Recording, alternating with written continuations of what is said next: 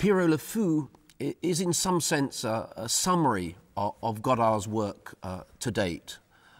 In the advertisements for it, he made reference to all his previous works, as though he was condensing and bringing everything together again. And its actors, Jean-Paul Belmondo and Anna Karina, are the two actors most identified with him.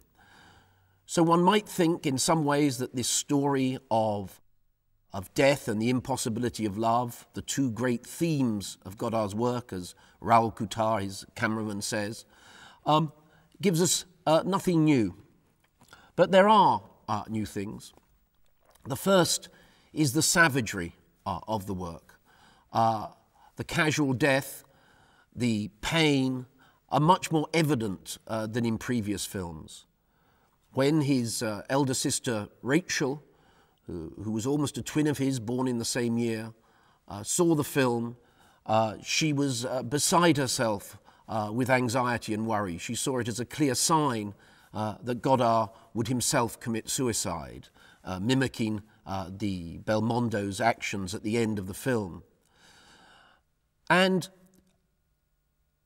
the relationship with Karina had definitively come to an end. She too is killed in the film. So there is a new kind of bleakness. And the bleakness is associated with another new emphasis, one that is going to become very dominant in Godard's works, and that is politics. But not now the politics of the Algerian War, the politics of French colonialism in North Africa. The politics now are the politics of American imperialism and of Vietnam. The young Cahiers critics had worshipped America. It was from America that they had found hope at the end of the war. Here was the country that had liberated France, and here was the country that had produced these great works of art that they loved. And now America was failing them on two fronts. It was failing them in cinema, and it was failing them in politics.